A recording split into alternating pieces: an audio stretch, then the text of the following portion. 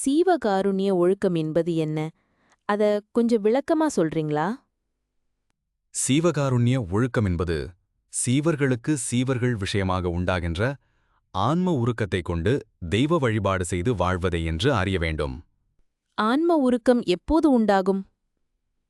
சீவர்கள் பசி, தாகம், பிணி, இச்சை, எளிமை, பயம், கொலை முதலியவற்றால் துக்கத்தை அனுபவிக்க கண்டபோதோ கேட்டபோதோ அவ்வாறு துக்கம் உண்டாகும் என்று அறிந்தபோதோ ஆன்ம உருக்கம் உண்டாகும் என்று அறிய வேண்டும். சீவகாருண்யம் உண்டாவதற்கு என்ன உரிமை உள்ளது? சீவர்களெல்லாம் ஒரே தன்மையாகிய இயற்கை உண்மை ஏகதேசங்களாய் சர்வசக்தியுடைய கடவுளால் சிருஷ்டிக்கப்பட்டதால் சகோதரர்களே ஆவர். சகோதரர்களுள் ஒருவர் ஒரு ஆபத்தால் துக்கப்படும்போது மற்றொரு சகோதரருக்கு கருணை உண்டாவது இயல்பே. அதுபோல ஒரு சீவன் துக்கத்தை அனுபவிக்கும்போதோ துக்கப்படுவான் என்று அறிந்தபோதோ மற்றொரு சீவனுக்கு குறுக்கம் உண்டாவது பழைய ஆன்ம உரிமை என்பதையே ஆகும். ஆனா சிலர் துக்கத்தை கண்டும் சீவகாருண்யம் இல்லாம கடின சித்தர்களாக இருப்பதென்பது ஏன்? அவர்கள் துக்கப்படுபவரை தமது சகோதரர் என்று அறியும் ஆன்ம அறிவு கண் அஞ்ஞான காசத்தால் மழுங்கிப் போயிருக்கிறது. மேலும் மனம் முதலான கருணிகளாகிய உபநயனங்கள் தடிப்புள்ள கண்ணாடி போல பிரகாசம் பிரதிபலிக்காததால் உண்மையை அறிய முடியாமல் இருக்கின்றன. அதனால் அவர்களுக்கு சகோதர உரிமை இருந்தும் சீவகாருண்யம் உண்டாகாமல் போகிறது. ஆனால் சீவகாருண்யம் உள்ளவர் ஆன்ம திருஷ்டி விளக்கம் உள்ளவராக அறியப்படுவர்.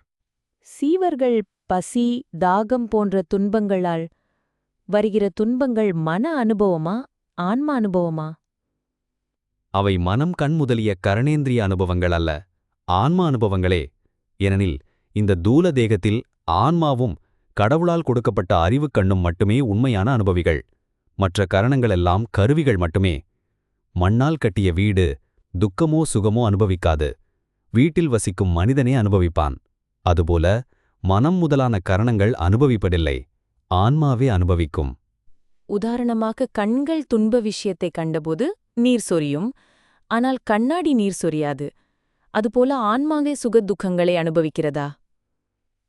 ஆனால் ஒருவர்க்கு சுகம் நேர்ந்தால் மனம் மகிழ்கிறது, துன்பம் நேர்ந்தால் மனம் தளர்கிறது. அப்படியிருக்க மனம்தான் அனுபவிக்கிறதல்லவா? இல்லை, அது பிரதிபலிப்பு மாதிரி. பளிங்கினால் செய்த வீட்டில் வசிக்கும் மனிதனின் தேக ஒளியும் சோர்வும் அந்த வீட்டில் பிரதிபலிப்பது போல ஆன்மாவின் மகிழ்ச்சியும் துக்கமும் மனம் முதலான கரணிகளில் பிரதிபலிக்கின்றன. எனவே உண்மையான அனுபவம் ஆன்மாவுக்கே, கரணேந்திரியங்கள் ஆன்மாவுக்கு உபகார கருவிகள் மட்டுமே. அப்படியென்றால் ஏன் பல சீவர்கள் பசி, தாகம் போன்ற துன்பங்களில் வாடுகின்றனர்? அவர்கள் முன்தேகத்தில் சீவகாருண்ய ஒழுக்கத்தை விரும்பாமல் கடின சித்தர்களாகி துன்மார்க்கத்தில் நடந்தவர்கள். கடவுள் விதித்த அருள் ஆக்கினைப்படி இத்தேகத்தில் அவர்கள் பசி, தாகம், பயம் முதலியவற்றால் துன்பப்படுகின்றனர். முன்தேகம் உண்டு என்பதற்கு ஆதாரம் என்ன? ஒரு வீட்டில் சமுசாரி குடிக்கூலி கொடுத்து குடித்தனம் செய்வான்.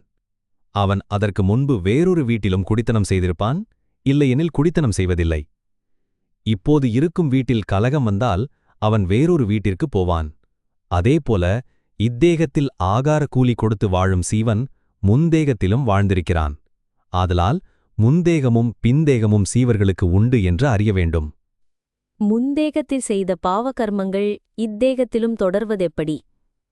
ஒரு சமுசாரி முன் குடித்தனம் செய்த வீட்டில் தலைவன் கட்டளைப்படி நடவாமல் துன்மார்க்கர்களை வரவழைத்து பழகியிருந்தான்.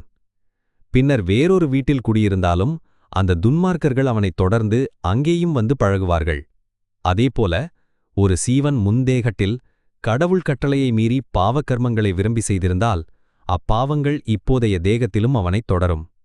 இவ்வாறு சீவகாருண்யம் ஆன்மாவின் உண்மையான ஒழுக்கமாகும். ஆன்மா உணரும் சுகதுக்கங்கள் முன்னுரிமை, உரிமை, பாவபுண்ணிய விளைவுகள் அனைத்தையும் விளங்கிக் கொண்டால்தான் நாம் உண்மையில் தெய்வ வழிபாடு செய்து வாழ முடியும்.